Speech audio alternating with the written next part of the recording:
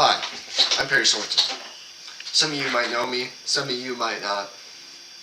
But key thing is here is that I'm here to help, and I'm not associated with anyone. I'm not associated with any organization. I just heard you guys missed your club and curriculum night, and I spent like a couple of months getting all the information and putting it together for this. So grab a parent, sit through this, and listen to it, because I have a lot to say, and even if my stuttering gets annoying at times, you will get some info out of this.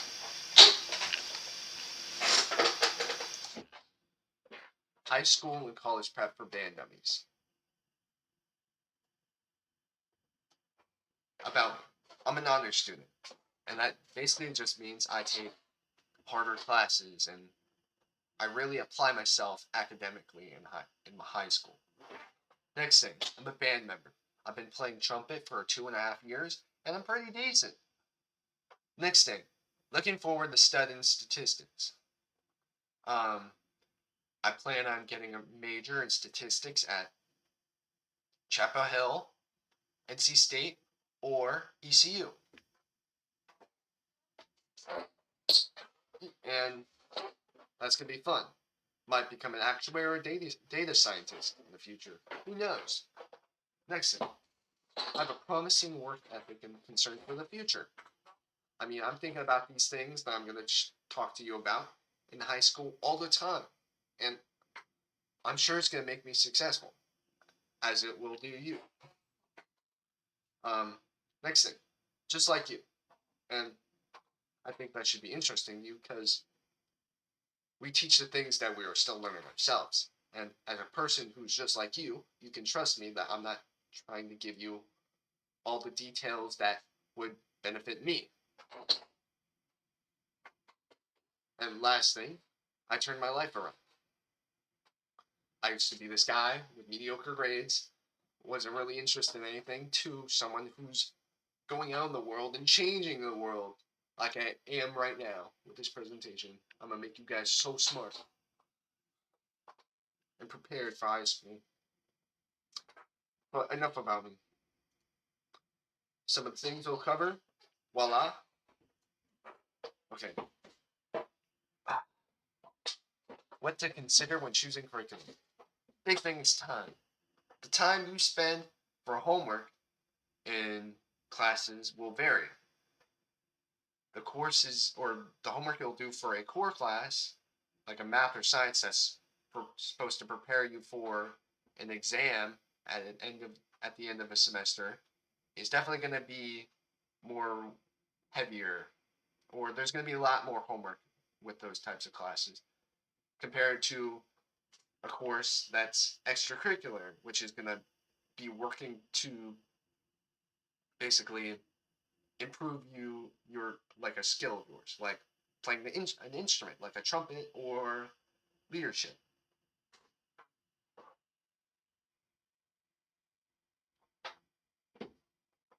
Next thing, don't bog yourself down unreasonably. And you can take all the hard courses in the world, but you won't be happy. And that's basically what I mean. Don't take too many AP or CCP courses so that you don't have any time for yourself. Next thing, make the best of pirate times or other study periods during high school day. Pirate time is this hour allotted in the middle of a high school day at quarantolers where you can really catch up on homework or work in the class or practice for your extracurricular classes. And really taking advantage of this and accounting for it in your schedule will be really beneficial for your schedule or time during the day. Schedule conflicts. This is a big one because you really need to consider it when you are choosing more than one extracurricular activity. One time, I was in JROTC and marching band, which both have required courses, and they'd have events on the same day. And they would grade attendance on like these events, and I would be like, oh, I have to choose between one or the other. So, in most cases, I would be like marching band, but I would my academics in my JROTC would be affected. I would get like bad grades, because I wasn't attending JROTC. And also the people in that organization, they never saw me there. They were like, "Who's this Perry guy?" You know?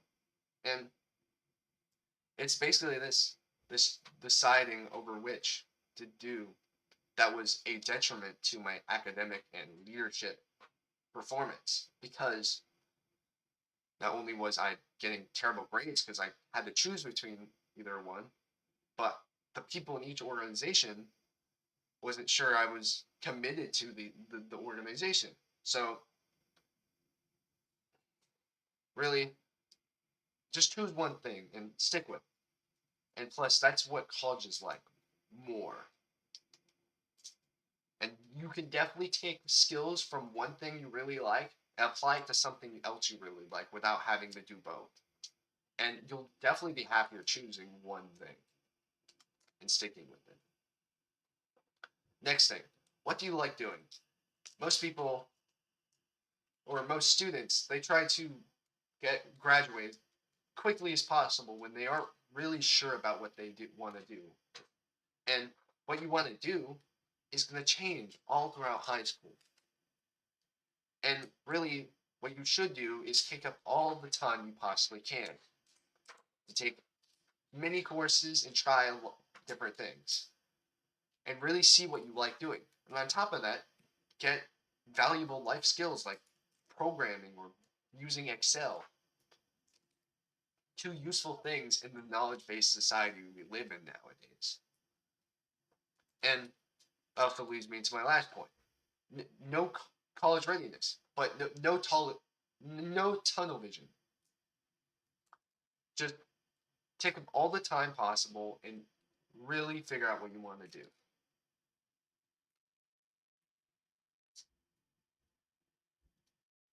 GPA.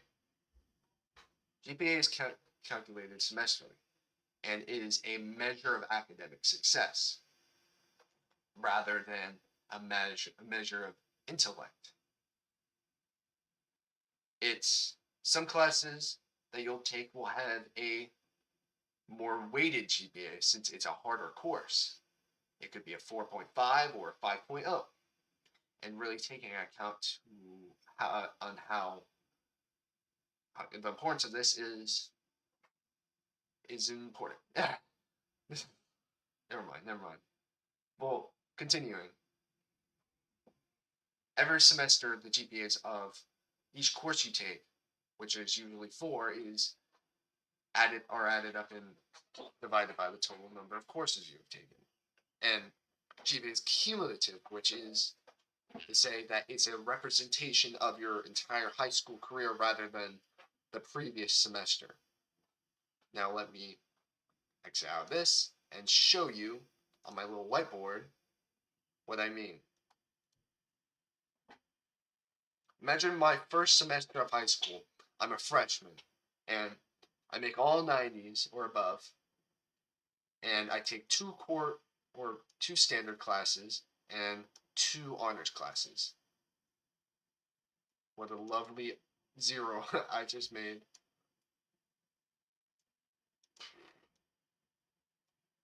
Okay.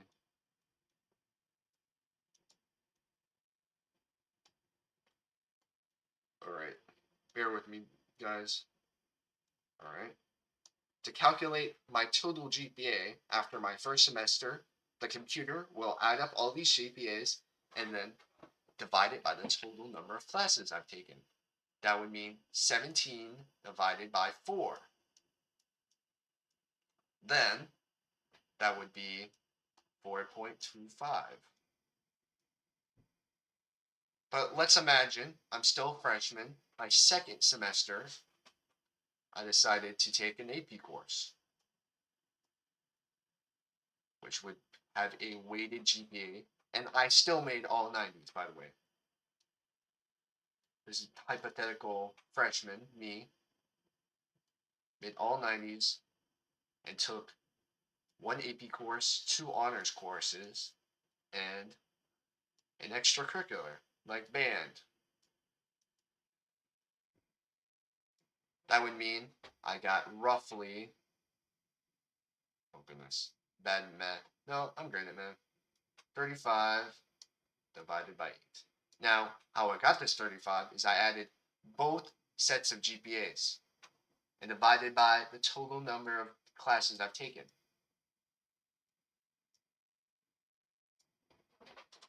And I would get a GPA of, a total GPA of, after that semester, that second semester. And basically, what I want you guys to realize is if I screwed this up right here, or even if I screwed this up and got bad GPAs in some of these courses, the GPA way later on is still going to be affected. That's why you really need to prioritize keeping this up the entirety of your high school career, because you can't decide later I want a perfect GPA, because this has to be good and this has to be good, and then third semester, fourth semester, and at first you might be like, wow, that's a lot. Getting a high GPA is really easy. No. And we'll talk about that later. Oh wait, no, we're actually going to talk about it right next. Let's go back into the slideshow. Next thing, the last 10%. And I actually want to pull us back out. Wait, no. Let me pull up OBS.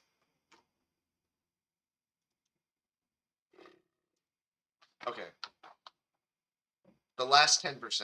And what I mean by that is, on your transcripts, the ones you'll send to college, the college you want to apply for, it's going to have not just the GPAs you made in a course, but also, let me figure out how to, the individual grades of the courses. And you see right here, we got is that 98? Yeah, it'll show you the individual grades for all your courses. And that's why you should have a sort of perfectionist kind of mindset instead of, okay, I need to make 90, 91, or 92, right, for every class. No. Turn your assignments in, work your very hardest, and it will reflect in your transcript as well as reflecting in your GPA and your grade. All those things. Just, I know perfection is impossible, just do your best, and it will reflect on this, and the college people who see it. Alright? Now back to the presentation.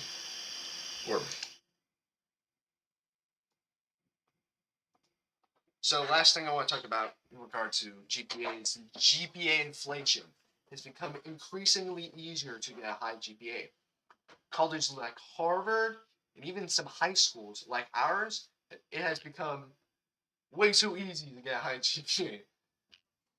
And colleges are noticing this, and a GPA existing in a vacuum has become pretty much meaningless. That's why I suggest that you work to surround a good GPA with lots of extracurriculars and community service to get scholarships and get into a good college.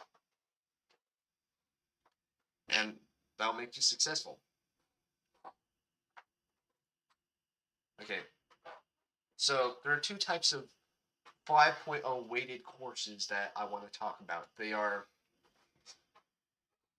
very important. I wish I knew about them coming into high school.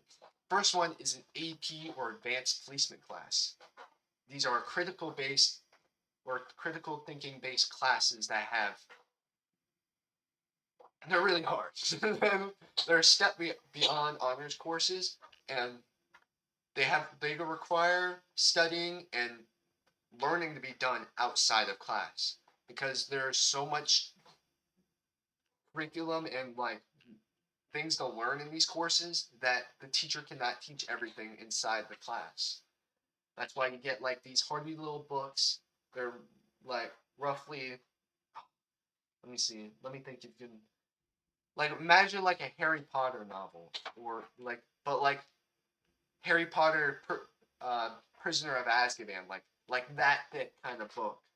And they'll send you home with one of these books, and you'll read it. And they're usually nice reads, but a lot of study involved. And there's usually quotas, and you meet them, and you take tests, and it's fun. At least for me. These courses are usually 2 semesters. There's some exceptions like EPUS history and pre-calculus, and yeah. But the AP courses prepare you for a AP exam, which basically it's a very hard exam that's graded on a 1 to 5 scale. A 3 to 5 is given college credit, but only some colleges accept the 5 credit. What it basically means by college credit is like scholarships or reduced tuition. And in bold down here it says high risk, high reward. True. But if you put in the work, you'll be rewarded fairly.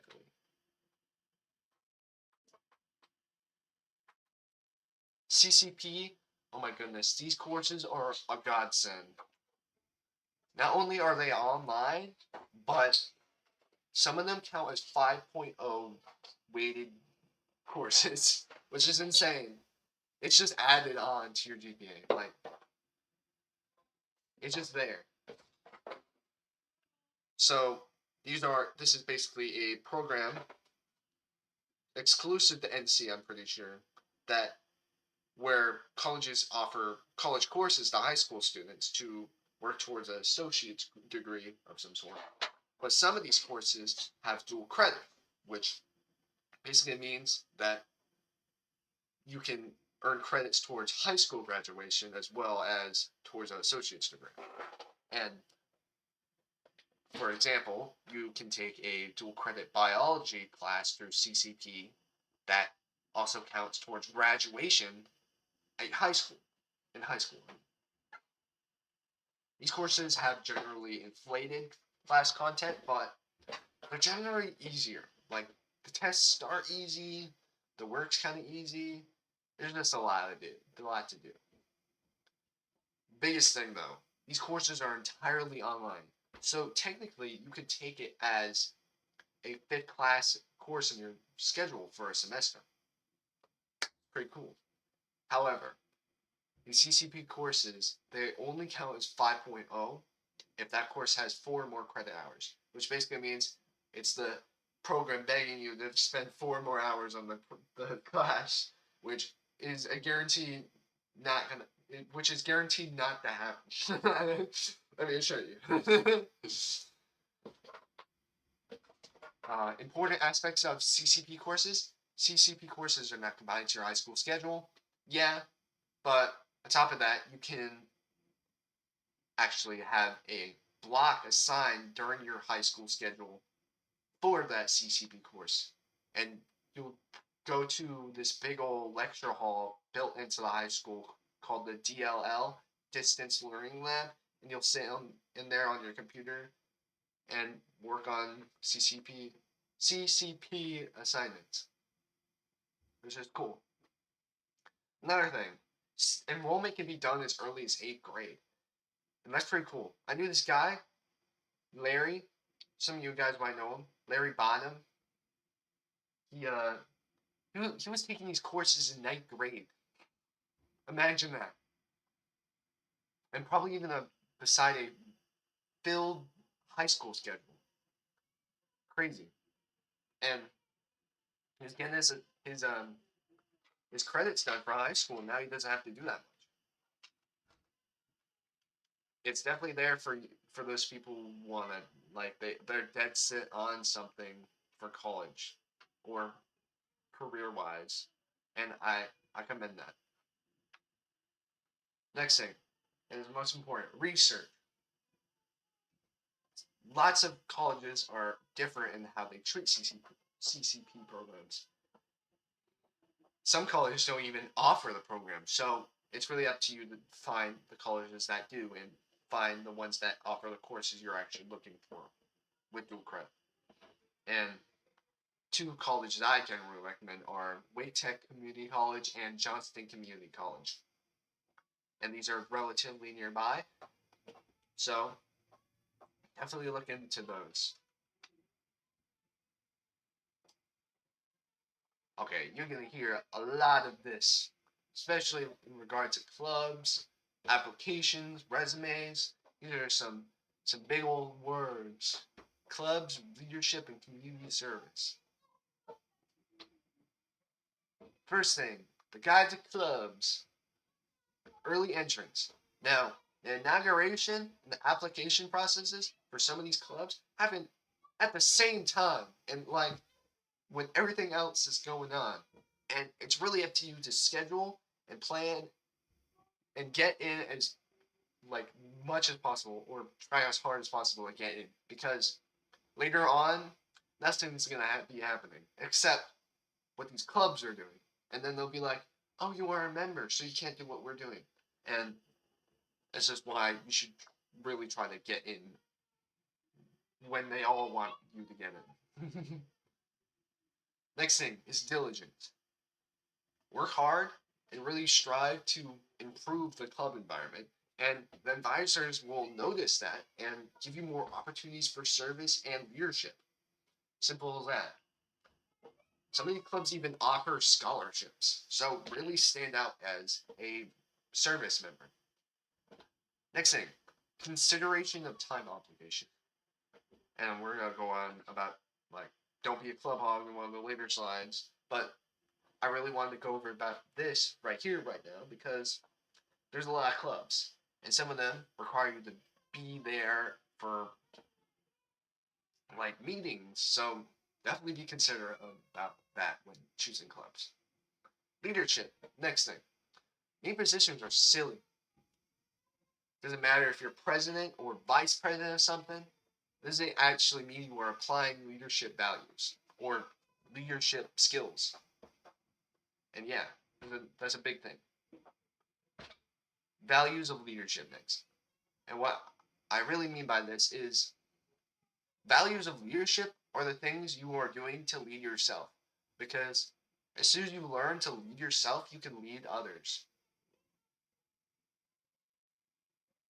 And this isn't just like lead by example. No, this is responsibility. This is accountability. This is being organized. If you can be organized yourself, you can teach other people how to be organized. And that's really what's everything behind, or that's really all it is behind leadership. Learn to lead yourself before you can lead others. Community service. Don't wait, do. And be your own advisor. Those are two big things.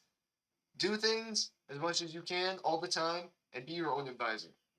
For me, it was going out and picking up trash around my neighborhood.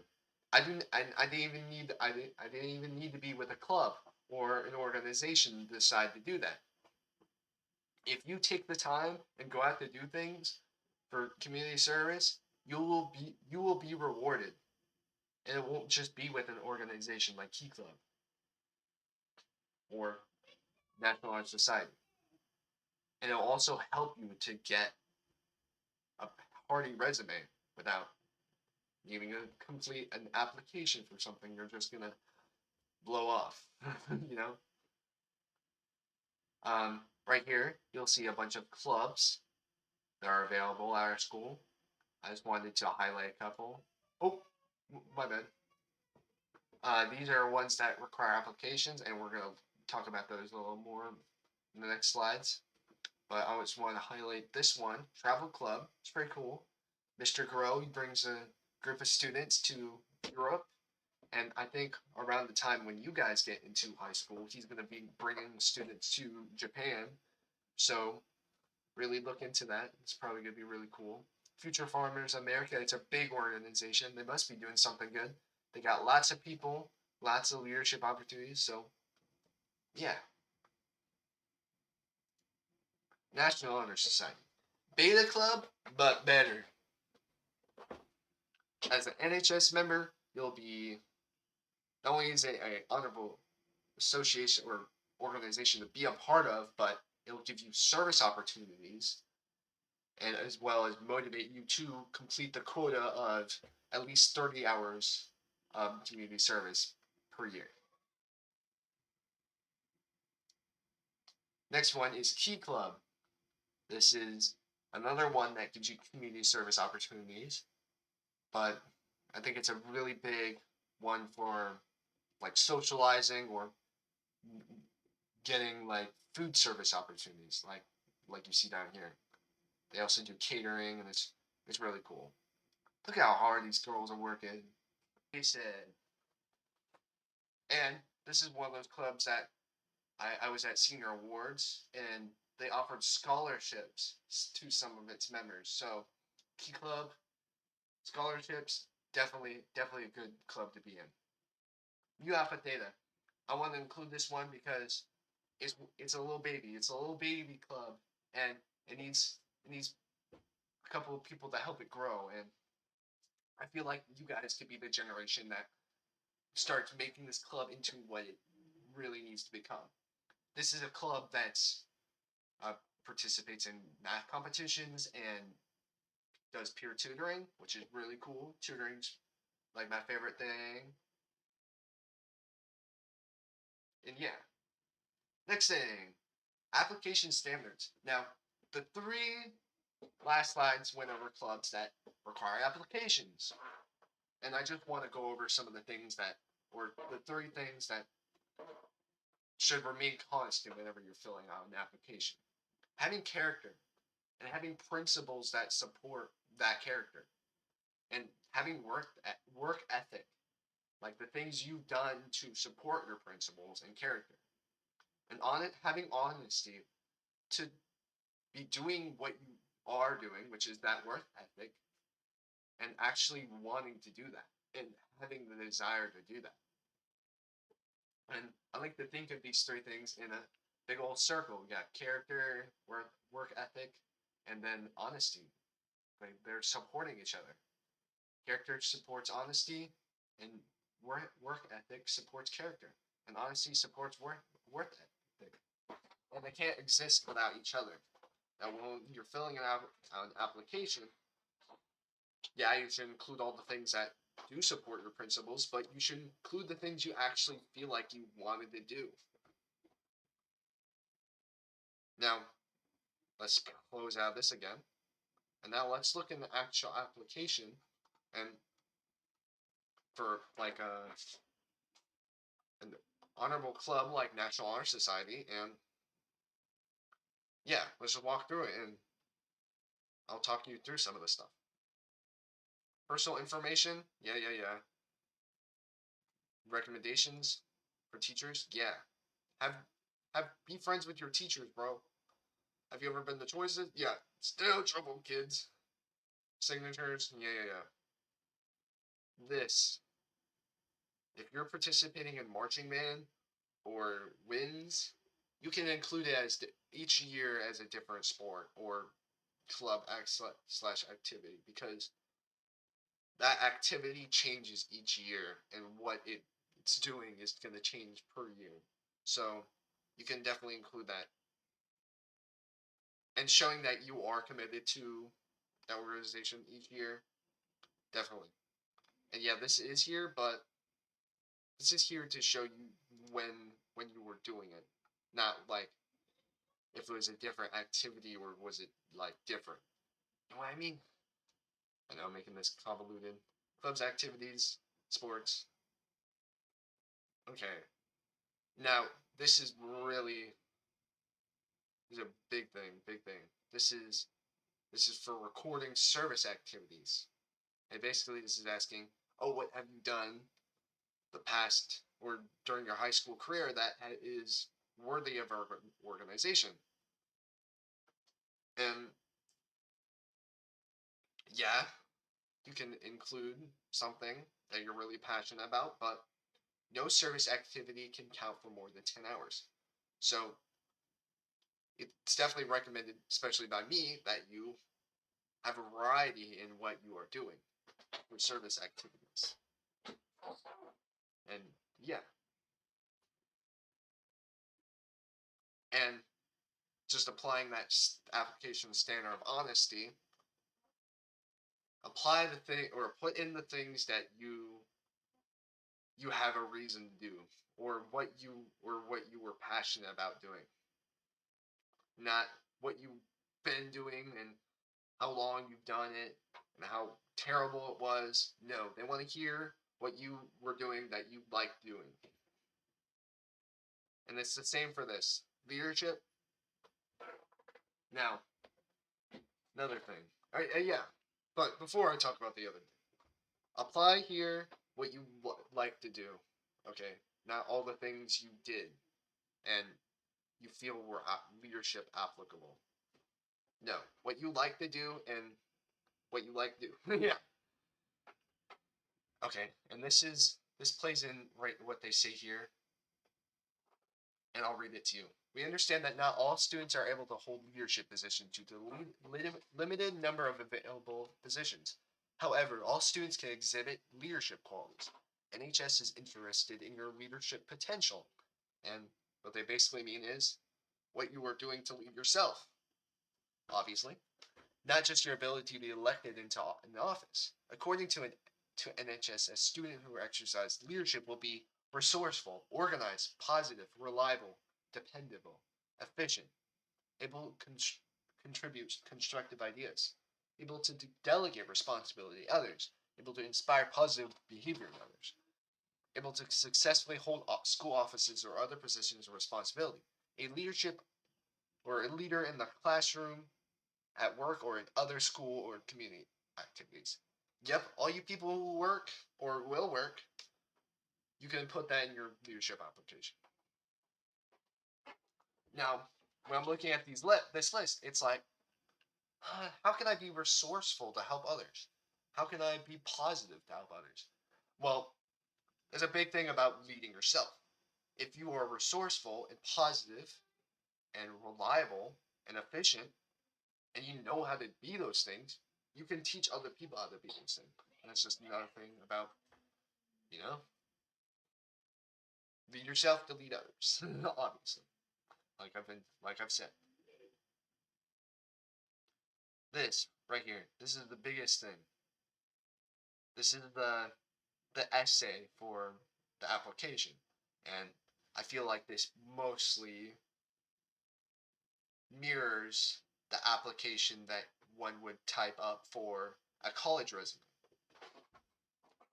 Yeah, it tells you to choose 3 words, and yeah, but this is a good this is a good starting point of figuring out how you will write an application for a college or even a workplace, because it's breaking down certain things into like basically the basic principles. And yeah,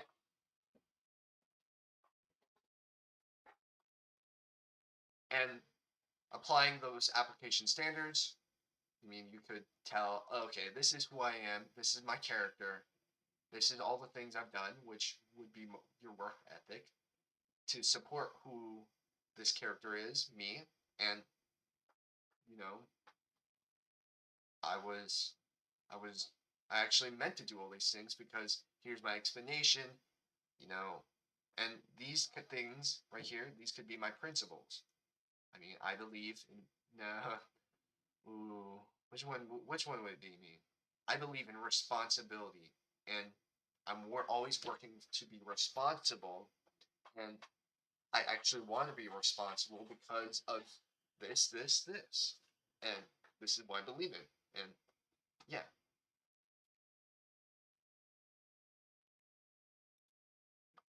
So I hope that was enlightening, especially looking at that application, because you'll be looking at applications like that a lot. Balancing academics and extracurriculars. This is a big one. Isolated focus on academics is a big no-no. And like I said earlier, GPA in a vacuum is meaningless, but having some extracurriculars alongside it is really healthy. And having a good balance between academics and extracurriculars is good. And that usually means doing both at the same time, which it might be scary at first, but it's good. It's healthy. Next thing. Don't be a club hog. I knew this guy. His name's, you know what? I don't care. His name's Preston, and he's like in every club. He's the president of one club, and he's in 20 others. I'm pretty sure he's in every club. Do not be this guy, because one, you can attend all the meetings, and two, your club, if you're leading a club, is gonna suck. and and also this will definitely affect the amount of time you have. So all in all, don't be a club hog. Next thing, have fun. Having fun's important because, like I said, it's another part about meeting yourself. And remember in that little list for leadership, it said positive. Stay positive, and people will like you. They'll listen to you if you're positive. They'll want to be around you more if you're positive. And that's definitely something you have to be committed to, even if sometimes you're like, oh, I literally slapped in my face and my entire face feels numb, you know? This feels like that all day, and it's like terrible. You still gotta suck through it and you gotta be like, yeah! Even if it's like, meh, you know? Meh. And last thing, have a good relationship with your teachers. I cannot count the amount of times that being close with a teacher and them knowing what I do, extracurricular wise and academic wise, helped. Like, they would probably let me turn in an assignment late, or get a redo on an assignment because they knew I was going through certain things. So having a good connection with your teachers while all this stuff's going on in your life, during your high school career, definitely helpful. Identity. This is my slide where I get all sappy, assuming you guys were suckered into my presentation if we were to go face to face. So, identity. In truth, you are going to make the most important decisions before you even know they're important decisions. And those are the decisions you are making right now.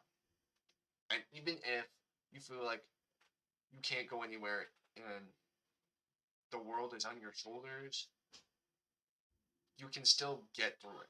There's always a light in the tunnel. And no matter where you came from, there's still somewhere you go and grow as a person. And change, it has to happen for you to grow.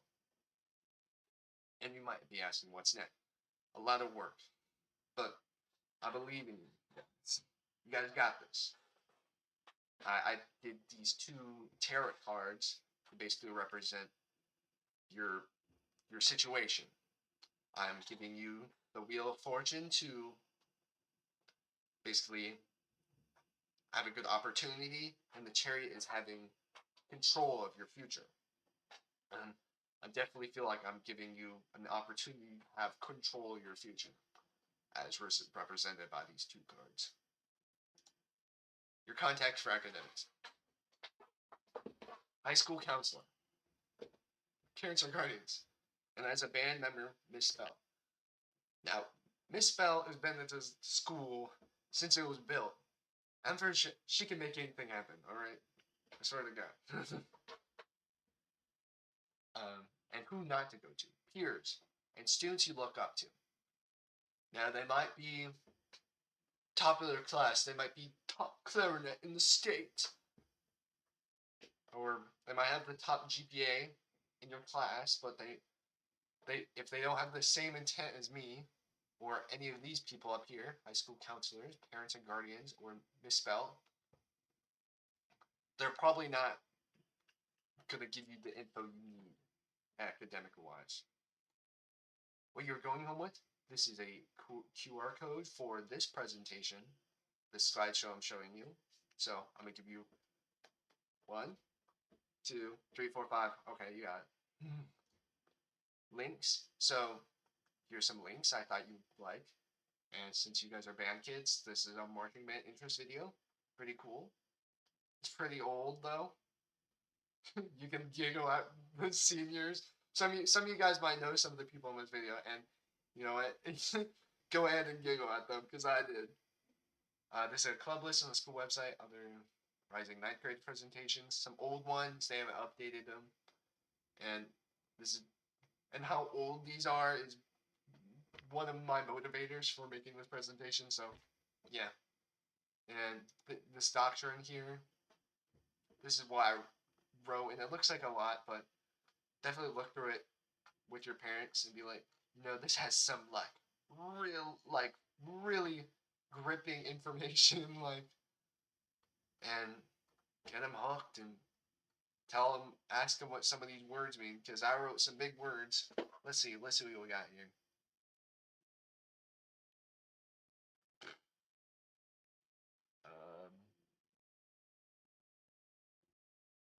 Oh, I can't find one. But there's some big words. I assure you, and you're probably gonna need some help with them. Anyways, let me think if there's anything else. But I'm pretty sure we covered some of the big things. And thank you for listening. I know this was probably a lot, and I know you're probably sick of hearing me talk by now, but it's a struggle. We both struggle. Me, obviously, as well, because I spent 3 months working on this? Come on, guys. Give me some slack. I'm including this in the email. I'm hoping that maybe Erwin can schedule a meeting so I can maybe talk a little bit more about some things you might have questions about. Cool. I'm literally right next. I'm going to meet a guidance counselor next Wednesday. So if you have any questions, I can literally go there and ask her. Right? Cool. Anyways, this is Perry, signing off. Good night, good morning, and good afternoon to all you people who don't watch anything during the day or during that period of the day where they say good morning, good night, and good afternoon. Anyways, goodbye.